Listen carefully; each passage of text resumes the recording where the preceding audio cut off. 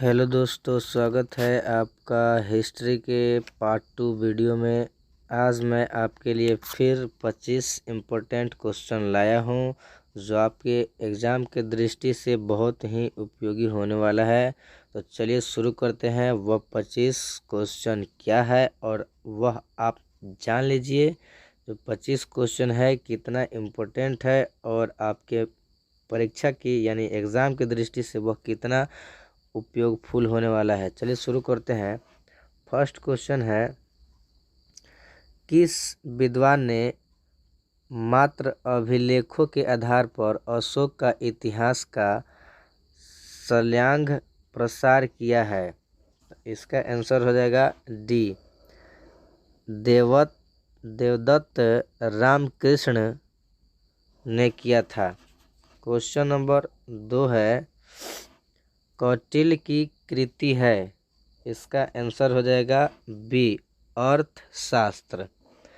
और question number 3 है, प्राचीन भारत में अभिलेख की शुरुआत किस शासक ने की? इसका आपका आंसर हो जाएगा 3 नंबर का आंसर हो जाएगा बी, अशोक ने। प्राचीन भारत में अभिलेख की शुरुआत अशोक ने ही की थी। क्वेश्चन नंबर 4 है, सूर्य साम्राज्य का प्रथम शासक कौन था? 4 का आंसर नंबर हो जाएगा बी, चंद्रगुप्त मौर्य था। क्वेश्चन नंबर 5 है, भूमि अनुदान से संबंधित प्रथम अभिलेखीय प्रमाण किसका है? 5 का आंसर हो जाएगा बी, यानी सातवाहन काल का।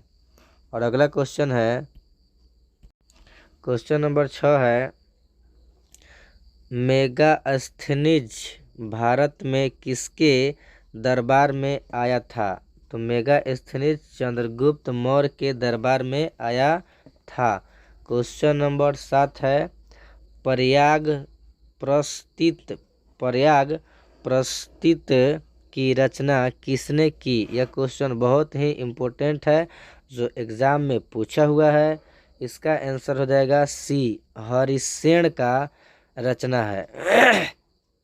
क्वेश्चन नंबर 8 है। क्वेश्चन नंबर 8 कह रहा है, समुद्रगुप्त की जानकारी होती है? 8 का आंसर हो जाएगा बी, प्रयाग प्रस्थित से जानकारी होती है। क्वेश्चन नंबर 9 है, उसको समझेंगे ध्यान से। क्वेश्चन नंबर 9 कह रहा है, जीवक वैद्य किस वंश के काल में था? जीवक वंश किस वंश के? तो हयर्क के वंश के काल का था। क्वेश्चन नंबर 10 है, भारत का नेपोलियन किस शासक को कहा जाता है? यह भी क्वेश्चन इम्पोर्टेंट है जो बहुत एग्जाम में पूछा है। भारत का नेपोलियन किसे कहा जाता है? यानी 10 का आंसर हो जाएगा बी, समुद्रगुप्त को भारत का नेपोलियन कहा जाता है। क्वेश्चन नंबर 11 है। क्वेश्चन नंबर 11 भी बहुत ही इम्पोर्टेंट क्वेश्चन है जो कई एग्जाम में पूछा गया है। क्वेश्चन नंबर 11 है, मेगास्थनीज कौन था? मेगास्थनीज इसका 11 का हो जाएगा सी, राजदूत था। अगला क्वेश्चन नंबर 12 है, इसको ध्यान से समझेंगे। 12 नंबर क्वेश्चन भी बहुत इम्पोर्टेंट है, इसको सावधानी पूर्वक समझेंगे। 12 नंबर क्वेश्चन है, फाहियान किसके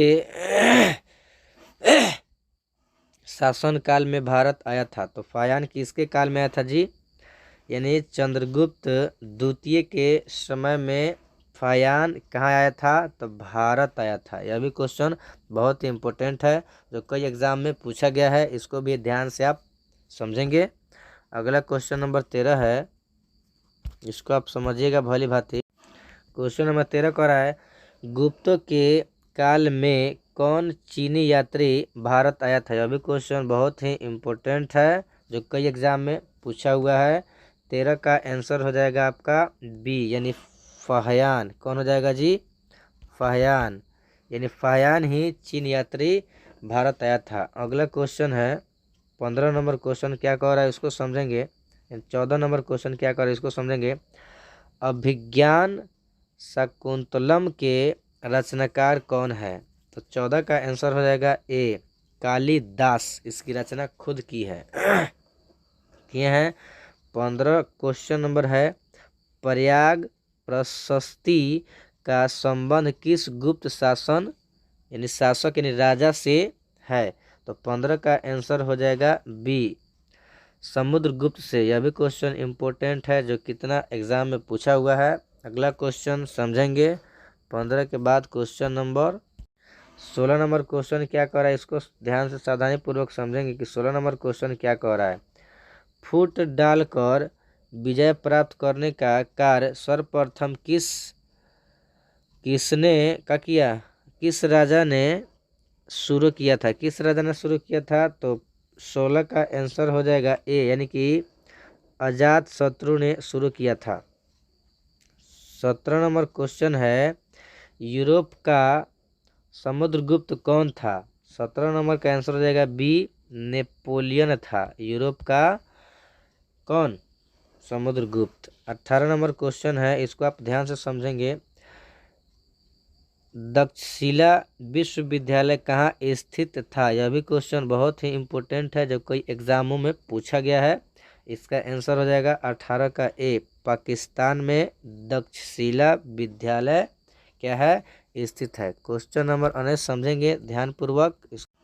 क्वेश्चन नंबर 19 है, इसको ध्यान से समझिए।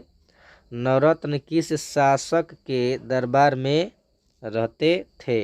नवरत्न यानी कि 9 व्यक्ति किस शासक के दरबार में रहते थे? तो 19 का आंसर हो जाएगा डी, यानी चंद्रगुप्त विक्रमादित्य के शासक के दरबार में रहते थे। क्वेश्चन नंबर 20 है, इसको आप ध्यान से समझिएगा। पाटलिपुत्र नगर की स्थापना किस नदी के संगम पर की है? यानी 20 का आंसर हो जाएगा आपका डी, इन सभी के संगम से किया गया है, यानी सोन नदी, गंगा नदी, पुनपुर नदी, ये सब के संगम से किया गया है। क्वेश्चन नंबर 21 है, इंडिया की रचना किसने की? यह भी क्वेश्चन बहुत इम्पोर्टेंट है जो कई एग्जाम में पूछा गया है और इसे आपको याद करना हमारे दृष्टि से बहुत ही उपयोगी होगा।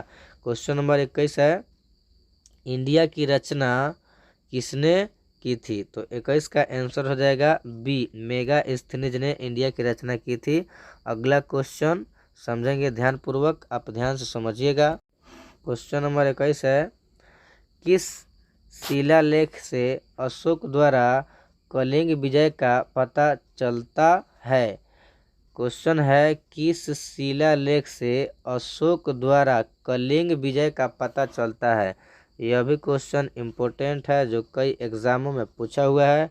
इसका 23 का जवाब आपका हो जाएगा डी नंबर, 13वें से पता चलता है।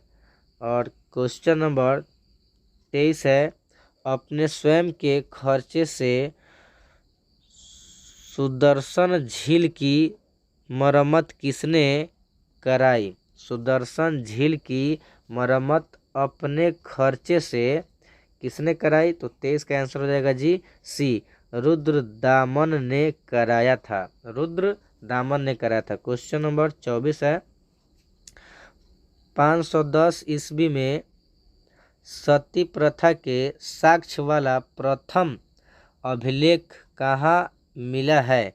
तो 24 का आंसर हो जाएगा ए, यानी कि एरण यानी सागर में मिला है।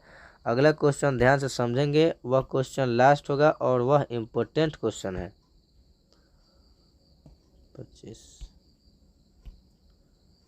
25 नंबर क्वेश्चन बहुत ही इम्पोर्टेंट है। 25 नंबर क्वेश्चन क्या कह रहा है, कनिष्क का राज्यारोहण कब हुआ था? राज्यारोहण कब हुआ था? तो 25 का आंसर हो जाएगा आपका बी हो जाएगा, यानी कि 18वीं ईस्वी में हुआ था कनिष्कों का राज्यारोहण। तो दोस्तों आपको अगर यह वीडियो अच्छा लगा हो तो मेरे वीडियो को और से आगे बढ़ाएं। अगर इस वीडियो को आप फेसबुक पर देख रहे हैं तो लाइक करें, यूट्यूब चैनल पर देख रहे हैं तो मेरे चैनल को सब्सक्राइब करें और इस वीडियो को अगले विद्यार्थी के पास पहुंचाएं ताकि उसे भी इस वीडियो का फ़ायदा हो सके। इसमें बहुत ही इम्पोर्टेंट क्वेश्चन बताया गया है जो एग्ज़ाम के दृष्टि से बहुत ही महत्वपूर्ण होने वाला है। आज की सेवा यहीं पर समाप्त। जय हिंद।